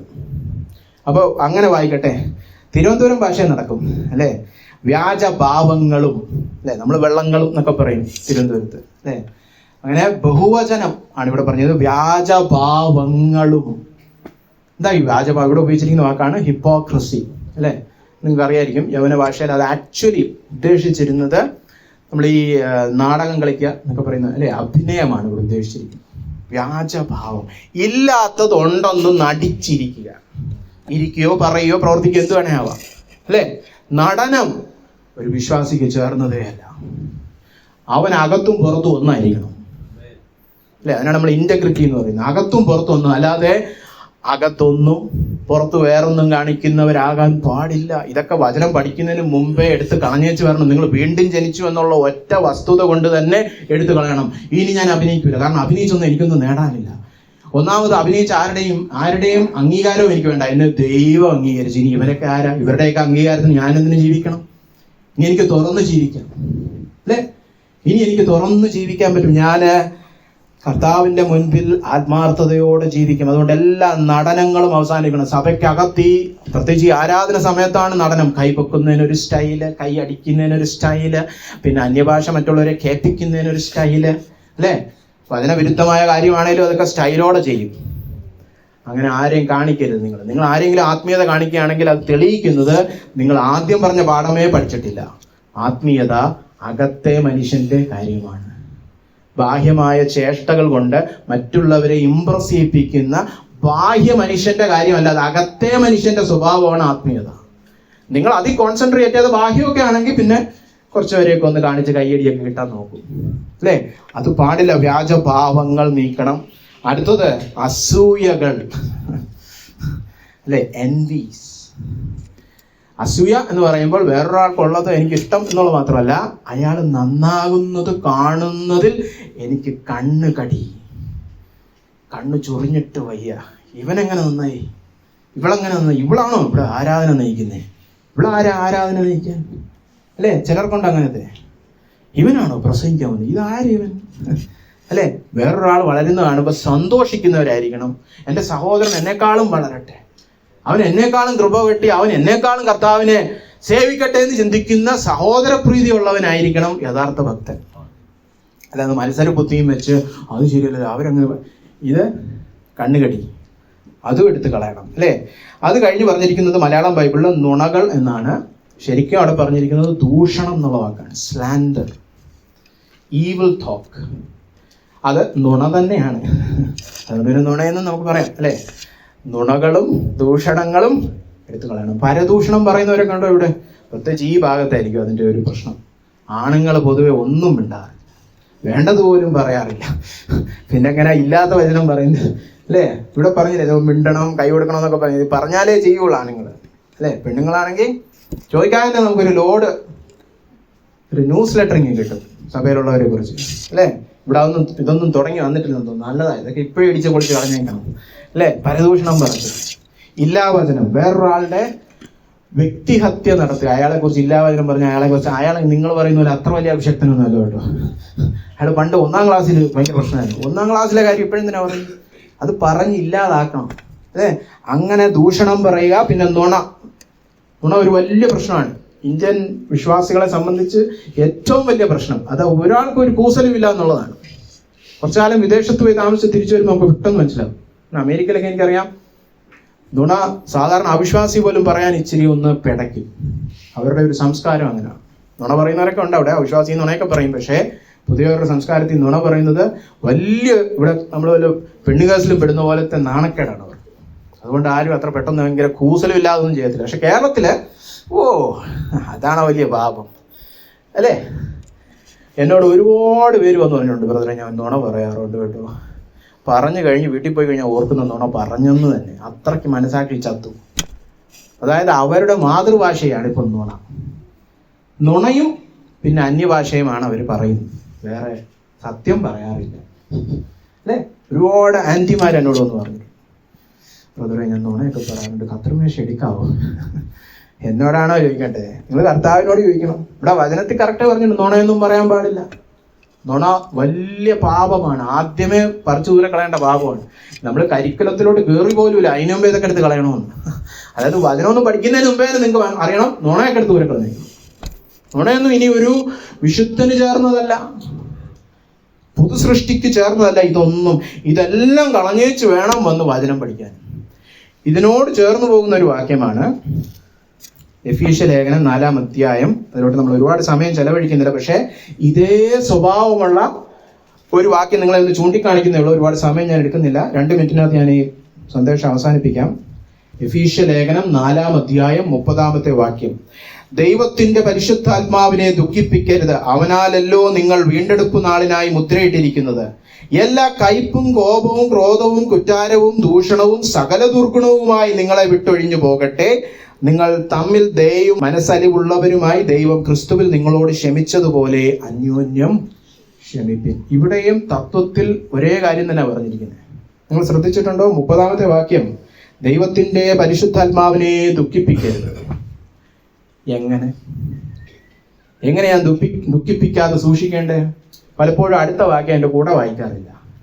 നിങ്ങളും നിങ്ങളുടെ കൂട്ടുവിശ്വാസികൾ അല്ലെങ്കിൽ കൂട്ടുകാരനോടുള്ള ബന്ധത്തിൽ നിങ്ങൾ സൂക്ഷിക്കണം അല്ലേ? ഞാനും മറ്റു മനുഷ്യരുമായിട്ടുള്ള ബന്ധത്തിൽ ഞാൻ ഈ വചനം പറയുന്ന പോലെ സൂക്ഷിച്ചാൽ ഞാൻ പരിശുദ്ധാത്മാവിനെ ദുഃഖിപ്പിക്കത്തില്ല. അതാണ് അവിടുത്തെ അർത്ഥം. പരിശുദ്ധാത്മാവിനെ ദുഃഖിപ്പിക്കരുതെന്ന് പറഞ്ഞ ഉടനെ പൗലോസ് പറയണ കയ്പും കോപവും ക്രോധവും കുറ്റാരവും ദൂഷണവും ഒന്നും പാടില്ല. ക്രിസ്തുവിന്റെ ക്ഷമ പ്രാപിച്ചവരെ പോലെ നടക്കണം, അന്യർക്ക് ക്ഷമ കൊടുത്ത്. ഇല്ലെങ്കിൽ എന്ത് പറ്റും? പരിശുദ്ധാത്മാവിനെ ദുഃഖിപ്പിക്കും അല്ലെ? വേറെയും പല കാര്യങ്ങളും അതിന് മുമ്പേ പറഞ്ഞിട്ടുണ്ട്. കള്ളം പറയരുത് അതിന് മുമ്പേ പറഞ്ഞിട്ടുണ്ട്. അതെല്ലാം പരിശുദ്ധാത്മാവിനെ ദുഃഖിപ്പിക്കും.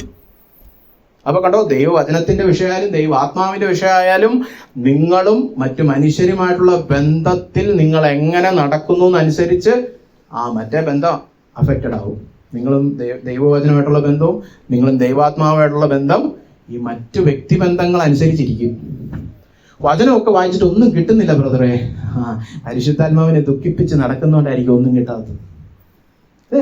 ചിലർ പറയുമ്പോൾ അപ്പോൾ മീറ്റിങ്ങിനൊക്കെ പോയിട്ട് എല്ലാവരും കുലുങ്ങി, ഞാൻ കുലുങ്ങിയില്ലല്ലോ. നമുക്ക് വ്യക്തിബന്ധങ്ങൾ എടുത്ത് പരിശോധിക്കാം. കയ്പുണ്ടോ? എന്താ കയ്പ്? ബിറ്റർനെസ് അല്ലേ? ക്ഷമിക്കാൻ കഴിയുന്നില്ല, പൊറുക്കാൻ കഴിയുന്നില്ല. 40 വർഷം കഴിഞ്ഞ് ഇപ്പോഴും അത് ആലോചിക്കുമ്പോൾ നല്ല ചൊറിച്ചിൽ എരിച്ചിലൊക്കെ വരുന്നുണ്ട് അല്ലേ? അതാണ്. എന്നിട്ട് പറയുന്നത് ക്രിസ്തുവിനെ ക്രൂശിൽ പാപക്ഷമ നൽകി അനുഗ്രഹിച്ചു. ഹല്ലേലൂയ. വേണം ഒരു അന്യഭാഷകൾ പറയും. ക്രിസ്തു നിന്നെ ക്ഷമിച്ചെങ്കിൽ നീ ചെയ്യേണ്ടത് നിങ്ങളും അന്യോന്യം അങ്ങനെ തന്നെ ക്ഷമിക്കണം. എങ്ങനെ തന്നെ? ക്രിസ്തു എങ്ങനെ നമ്മളെ ക്ഷമിച്ച്? താൻ വില കൊടുത്തു, താൻ മരിച്ചു. അപ്പൊ നമ്മളെങ്ങനെ മറ്റുള്ളവരെ ക്ഷമിക്കേണ്ടേ? ഞാൻ മരിക്കണം, ഞാൻ വിടണം. അല്ലാതെ അവനെ പോയി അടിച്ചിട്ട് ക്ഷമിക്കുന്ന കാര്യമല്ലേ പറയുന്നത് അല്ലേ? അപ്പോ നിങ്ങൾ ക്രിസ്തുവിന്റെ ക്ഷമ പ്രാപിച്ചവരാണെങ്കിൽ ഈ പറഞ്ഞ കയ്പും കോപവും ക്രോധവും കുറ്റാരവും ഒന്നും പാടില്ല. കാരണം അതെന്താണ്? പരിശുദ്ധാത്മാവിനെ ദുഃഖിപ്പിക്കുകയാണ്. ഇത് പണ്ട് ഞാനൊരിക്കൽ അമേരിക്കയിൽ ഈ പ്രസംഗം പ്രസംഗിച്ചപ്പോൾ എനിക്ക് ഓർമ്മയുണ്ട്. ഈ വാക്യം മാത്രം എടുത്തൊരു ദിവസം, ഈ പ്രസംഗമല്ല, ഈ വാക്യം മാത്രം എടുത്തൊരിക്കൽ പ്രസംഗിച്ചപ്പം അടുത്ത ശുശ്രൂഷക്കാരൻ്റെ ഭാര്യ എൻ്റെ അടുക്ക വന്നിട്ട് പറഞ്ഞു, 6 വർഷമായി ഞാൻ കൂടെയുള്ള ശുശ്രൂഷക്കാരൻ്റെ ഭാര്യയോട് മിണ്ടിയിട്ട് മുഖത്ത് നോക്കൂല, എന്തോ പിണക്കം. ഈ 6 വർഷവും ഞാൻ കത്രിമേശ എടുത്തു. ഇന്ന് നിങ്ങളുടെ വചനം കേട്ടപ്പോൾ ഉള്ളിൽ കുത്തുകൊണ്ട് ഞാൻ പോവുക അവരോട് ക്ഷമ ചോദിക്കാൻ അല്ലെ? ഇന്നും കത്രിമേശയുണ്ട്. ഇതെന്താണോ കത്രിമേശ? ഈ വാക്യം പലപ്പോഴും എനിക്ക് വന്നിട്ടുണ്ട് കേട്ടോ, ഞാൻ പ്ലാൻ ചെയ്തല്ല കേട്ടോ. ഈ കത്രിമേശയ്ക്ക് മുമ്പ് ഈ സന്ദേശം കേൾക്കുന്നത് നല്ലതാണ്. കത്രിമേശ എടുക്കണോ വേണ്ടെന്നൊക്കെ നിങ്ങൾ തീരുമാനിക്കുക. ഈ കോപവും ക്രോധവും കുറ്റാരവും ഒക്കെ വെച്ചോണ്ടിരുന്നിട്ട് പരിശുദ്ധാത്മാവിനെ ദുഃഖിപ്പിച്ചിട്ട് എന്നിട്ട് ഇവിടെ വന്നിട്ട് പറയണം കർത്താവ് എന്നെ ക്ഷമിച്ചെന്ന്. അതൊരു അർത്ഥശൂന്യമായ കാര്യമാണ് അല്ലേ? അവസാനത്തെ ഒരു കാര്യം കൂടെ പറഞ്ഞ് ഞാൻ നിർത്താൻ ആഗ്രഹിക്കും. ഇന്ന് സാധാരണഗതിയിൽ നമ്മൾ ചിന്തിക്കുന്നത് ഒരു തെറ്റിദ്ധാരണ, ആത്മീയത എന്ന് പറഞ്ഞു കഴിഞ്ഞാൽ മീറ്റിങ്ങിൽ എനിക്ക് കിട്ടുന്ന കുറെ വികാര അനുഭവങ്ങളാണ്. അനുഭൂതിയാണ് ആത്മീയത. ഇവിടെ പലരും ഇങ്ങനൊക്കെ ഈ കോപവും ക്രോധവും കയ്പും ഒക്കെ വെച്ച് മീറ്റിംഗ് വന്നിരുന്നിട്ട് കുലുക്കമാണ്. അവരുടെ വിചാരം അപ്പൊ പിന്നെ അത് സാധൂകരിക്കപ്പെട്ടു എന്നാണ്. മീറ്റിംഗ് ഞാൻ പോയപ്പോൾ എനിക്ക് ഭയങ്കര രോമാഞ്ചമായിരുന്നു. അപ്പൊ പിന്നെ മറ്റേ പ്രശ്നം ദൈവത്തിന് അത്ര പ്രശ്നമല്ലെന്ന് തോന്നുന്നു. ഇവിടെ വചനത്തിൽ സ്പഷ്ടവും വ്യക്തമായിട്ട് പറഞ്ഞിട്ടുണ്ട്, നിങ്ങൾ പരിശുദ്ധാത്മാവിനെ ദുഃഖിപ്പിക്കുകയാണ്. ഇങ്ങനെ വല്ലവരോടും ഒക്കെ വഴക്കുവിട്ട് കേസും വയ്യാവിലിക്കൊക്കെ ചെയ്തേച്ച് മീറ്റിംഗ് വന്നപ്പോൾ എനിക്ക് രോമാഞ്ചം വന്നു, അപ്പൊ പിന്നെ എല്ലാം സാധൂകരിക്കപ്പെട്ടു. അല്ല, പരിശുദ്ധാത്മാവിനെ നിങ്ങൾ ദുഃഖിപ്പിക്കുകയാണ്. നിങ്ങൾക്കുണ്ടായ രോമാഞ്ചം വെറും രോമാഞ്ചം. അത് നിങ്ങളെ നേരത്തെ പറഞ്ഞ ജഡത്തിൽ തോന്നിയതാണ്. നിങ്ങൾ 1 കൊരിന്ത്യരിലേക്ക് കടന്നു വരിക. 1 കൊരിന്ത്യർ നമ്മൾ വായിക്കുമ്പോൾ കാണുന്ന ഒരു കാര്യമുണ്ട്. അത് വളരെ ശക്തമായ ഒരു ദൂതാണ്. അത് പറഞ്ഞു ഞാൻ ഇരിക്കാൻ ആഗ്രഹിക്കുന്നു. 1 കൊരിന്ത്യർ 1-ാം അധ്യായത്തിന്റെ 7-ാമത്തെ വാക്യം ഈ സഭ, കൊരിന്ത്യ സഭയെ കുറിച്ച് അവിടെ പറഞ്ഞു, ഇങ്ങനെ നിങ്ങൾ ഒരു കൃപാവരത്തിലും കുറവില്ലാത്തവരായി നമ്മുടെ കർത്താവായ യേശുക്രിസ്തുവിന്റെ പ്രത്യക്ഷതയ്ക്കായി കാത്തിരിക്കുന്നു. 7-ാം വാക്യം, 1:7. ഒരു കൃപാവരത്തിലും കുറവില്ലാത്തൊരു സഭ. നമ്മളാരും അങ്ങനെ ഒരു സഭയിൽ പോയിട്ട് പോലുമില്ല, അല്ലേ? കേരളത്തിൽ ഒരു സഭയില്ല, എല്ലാ കൃപാവരമുള്ള. പ്രത്യേകിച്ച് അന്യഭാഷാ വ്യാഖ്യാനം എന്നുള്ളൊരു കൃപാവരം ആരെങ്കിലും കണ്ടിട്ടുണ്ടെങ്കിൽ എന്നെ എന്ന് അറിയണം. എനിക്കൊന്ന് പോകണം ആ സഭയിൽ. ഇന്നേ വരെ കണ്ടിട്ടില്ല. എല്ലാവരും മൈക്കിൽ കൂടെ കിടന്ന് അന്യഭാഷ പറയും. അത് വചനത്തിൽ പറഞ്ഞിട്ടുണ്ട്, അങ്ങനെ ചെയ്യരുത്. നിന്റെ സഹോദരന് ആത്മീക വർധന വരണമെങ്കിൽ അവന് ബുദ്ധിക്ക് മനസ്സിലാവുന്ന ഭാഷയിലേ സഭയിൽ കിടന്ന് പോവാവുള്ളൂ. അല്ല, ഇനി ഉറച്ചു പറയുകയാണെങ്കിൽ വ്യാഖ്യാനിക്കണം. ഇല്ല, അത് ചെയ്യരുത്, തെറ്റാണ്, വചനവിരുദ്ധമാണ്. അപ്പോ ഇവിടെ എല്ലാ കൃപാവരങ്ങളുമുള്ള നല്ല സഭ, അല്ലേ? നമുക്കെല്ലാം പോകണമെന്ന് തോന്നില്ലേ? നല്ല സഭയല്ലേ? അവിടെ പോയി കഴിഞ്ഞാൽ കുലുങ്ങും, അല്ലേ? ഇവിടെ നമ്മുടെ ഇടയിൽ ആ കൂടെ ഒരു കൃപാവരേ ഉള്ളൂ പലപ്പോഴും, അല്ലേ? ഈ സഭയാണ് കൊരിന്ത്യ സഭ. പക്ഷേ 3-ാമത്തെ അധ്യായം 1-ാമത്തെ വാക്യം, 3:1. എന്നാൽ സഹോദരന്മാരെ, നിങ്ങളോട് എനിക്ക് ആത്മീകന്മാരോടെന്ന പോലെ അല്ല, ജഡീകന്മാരോടെന്ന പോലെ, ക്രിസ്തുവിൽ ശിശുക്കളായവരോടെന്ന പോലെ അത്രേ സംസാരിപ്പാൻ കഴിഞ്ഞുള്ളൂ. ഭക്ഷണമല്ല, പാലത്രേ ഞാൻ നിങ്ങൾക്ക് തന്നത്.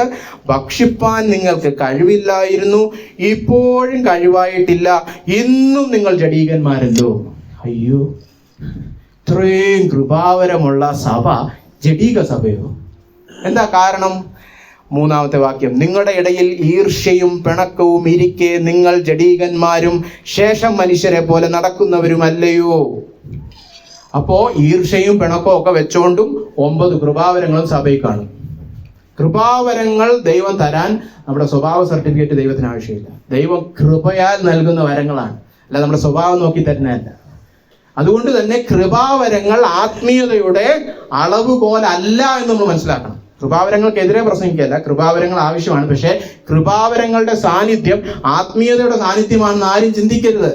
എല്ലാ കൃപാവരമുള്ള കൊരിന്ത്യ സഭയെ കുറിച്ച് പറഞ്ഞിരിക്കാൻ, നിങ്ങൾ ശേഷം മനുഷ്യരെ പോലെ, അതായത് സാധാരണ ലോകക്കാരെ പോലെ നടക്കുന്നല്ലോ എന്ന്. എന്താ അവർ ചെയ്തോണ്ടിരുന്നത്? സിനിമ കാണുമായിരുന്നു? അല്ല, ഈർഷ്യയും പിണക്കവും. ഇന്ന് ഇതൊക്കെ തന്നെ സഭയിലുണ്ട്. ഈർഷ്യയും പിണക്കവും, ഓഫീസിലും അയൽപ്പക്കത്തും ഒക്കെ വഴക്കും കേസും വയ്യാവലിയൊക്കെ നടത്തിയിട്ട് സഭയെ വന്നിട്ട് ഹല്ലേലൂയ, ഒരു വലിയ സാന്നിധ്യം ഞാൻ അനുഭവിക്കുന്നു, ഇങ്ങനെ ബേസിട്ടൊക്കെ പറയും. എന്താണ് പറയേണ്ടത്? പരിശുദ്ധാത്മാവിനെ ദുഃഖിപ്പിച്ചിട്ട് അഭിനയിക്കാൻ വന്നിരിക്കുന്ന കോമാളി പോയി ബാക്കിയിരിക്കും. നീ വെറും ശേഷം മനുഷ്യനെ പോലെ നടക്കും. നമുക്ക് ഈർഷ്യം പിണക്കവും ഇത്ര പ്രശ്നമാണോ? അതോ അവന് 9 കൃപാവരമുണ്ട്, അവൻ ഈർഷ്യം പിണക്കം നടക്കാൻ അവൻ അങ്ങോട്ട് ഇറങ്ങിയാലുണ്ടല്ലോ എല്ലാവരും കൊണ്ട് കുലുങ്ങും. നമുക്ക് കൃപാവരമാണ് വലുത്, ആത്മീയതയല്ല. അപ്പൊ കൃപാവരം ആത്മീയതയുടെ അല്ലെങ്കിൽ അനുഭൂതി ആത്മീയതയുടെ അളവ് പോലല്ല. പിന്നെ എന്തോ അളവ് പോലെ? അനുസരണം. എന്തനുസരണം? നീയും ദൈവമായിട്ടുള്ള ബന്ധം, നീയും നിന്റെ കൂട്ടുകാരനുമായിട്ടുള്ള ബന്ധം. അപ്പൊ അവസാനം ഞാൻ പറഞ്ഞു നിർത്തട്ടെ, പ്രിയമുള്ളവരെ, ഹൃദയത്തിൽ, എൻ്റെ അകത്തെ മനുഷ്യന്റെ ആത്മീയതയിൽ നമ്മൾ ശ്രദ്ധിക്കണം. അവിടെ ആയിരിക്കണം നമ്മുടെ ശ്രദ്ധ മുഴുവൻ. അതാണ് കർത്താവ് നോക്കുന്നത്. നിന്റെ അകത്തെ മനുഷ്യനെ രൂപാന്തരപ്പെടുത്തി ക്രിസ്തുവിന്റെ സ്വഭാവമുള്ളതാക്കുവാൻ വേണ്ടിയിട്ടാണ് നിങ്ങളെ രക്ഷിച്ചിരിക്കുന്നത്. അതാണ് രക്ഷയുടെ ഉദ്ദേശം. അതിനു വേണ്ടിയിട്ടായി കർത്താവ് ഇവിടെ നമ്മുടെ ജീവിതത്തിൽ പ്രവർത്തിക്കുന്നത് മുഴുവൻ. മറ്റേതല്ല അല്ലറ ചില്ലറ, അതല്ല മെയിൻ കാര്യം. അപ്പോ അങ്ങനെ ദൈവം പ്രവർത്തിക്കുമ്പോൾ ക്രിസ്തു ദൈവത്തെ സ്നേഹിച്ചതുപോലെ, തന്റെ പിതാവിനെ സ്നേഹിച്ചതുപോലെയും ക്രിസ്തു മനുഷ്യനെ സ്നേഹിച്ചതുപോലെയും നമ്മളും സ്നേഹിക്കാൻ തുടങ്ങും. അതാണ് ആത്മീയതയുടെ അളവുകോൽ. അനുഭൂതി അല്ല, അനുസരണമാണ് ആത്മീയതയുടെ അളവുകോൽ. ചെവിയുള്ളവൻ കേൾക്കട്ടെ. നമുക്കൊരു നിമിഷം പ്രാർത്ഥിക്കാം. ഞങ്ങളെ സ്നേഹിക്കുന്ന വലിയവനായ കർത്താവെ, കേൾപ്പിച്ച വചനത്തിനായിട്ട് സ്തോത്രം. കർത്താവെ, ഞങ്ങൾ ആദ്യം കേട്ടതുപോലെ ഹൃദയവിശുദ്ധിയോടെ, ഹൃദയത്തിൽ പ്രതിബദ്ധത പൂണ്ടിട്ട് കർത്താവിനോട് പറ്റിച്ചേർന്നിരിക്കുന്ന ഒരു മക്കളാകുവാൻ ഞങ്ങളേവരെയും സഹായിക്കണമേ. ഞങ്ങളുടെ ഹൃദയത്തിൽ മറ്റാരും കർത്താവായിരിക്കരുതേ, അങ്ങയുടെ ആയിരിക്കട്ടെ കർത്താവ് ഞങ്ങളുടെ ആദ്യ സ്നേഹം. ദൈവമായ കർത്താവ് ഞങ്ങളെ സഹായിക്കണമേ. ഇവിടെ കടന്നു വന്നിരിക്കുന്ന സകലരെയും അങ്ങയുടെ മക്കളാക്കി തീർത്തതിനായിട്ട് സ്തോത്രം. പുതുവിശ്വാസികൾക്കായിട്ട് പ്രത്യേകിച്ച് പ്രാർത്ഥിക്കുന്നു. അവരെ ഈ പാഠങ്ങളെല്ലാം ഉൾക്കൊണ്ട് ശരിയായ അടിസ്ഥാനമിട്ട് കർത്താവ് ശക്തമായൊരു സഭയായിട്ട് ഇത് വളരും. ഞങ്ങളിപ്പോൾ കണ്ടതുപോലെ അന്ത്യോക്യ സഭയിൽ സംഭവിച്ചതുപോലെ കർത്താവ് ഇവിടെയും അനേക ശുശ്രൂഷകൾ പൊട്ടിമുളക്കട്ടെ കർത്താവ്. ഇവരും അങ്ങയുടെ വയലിൽ അനേക വേലകൾക്ക് കർത്താവ് മുഖാന്തരമാകട്ടെ എന്ന് പ്രാർത്ഥിക്കുന്നു. പക്ഷെ അതിനെല്ലാം കാതലായ കാര്യം ഞങ്ങൾ ഇന്ന് കണ്ടതുപോലെ ഹൃദയത്തിലെ ആത്മീയതയാണല്ലോ കർത്താവെ. പൂർണ്ണ ഹൃദയത്തോടെ അങ്ങയെ സ്നേഹിക്കുവാനും കൂട്ടുകാരനെ തന്നെ പോലെ സ്നേഹിക്കുവാനും കൂട്ടു സഹോദരങ്ങളെ അങ്ങ് ഞങ്ങളെ സ്നേഹിച്ചതുപോലെ തന്നെ സ്നേഹിക്കുവാനും ക്ഷമിക്കുവാനും എല്ലാം ഞങ്ങളെ ഏവരെയും സഹായിക്കണമേ എന്ന് പ്രാർത്ഥിക്കുന്നു. പ്രാർത്ഥന കേട്ടിരിക്കാൻ സ്തോത്രം. ഈ വചന ശുശ്രൂഷ അനുഗ്രഹിച്ചതിനായിട്ട് സ്തോത്രം. സകലമാനവും മഹത്വം അങ്ങേക്കുന്ന കരയിട്ടുന്നു യേശു ക്രിസ്തുവിന്റെ നാമത്തിൽ തന്നെ. ആമേൻ.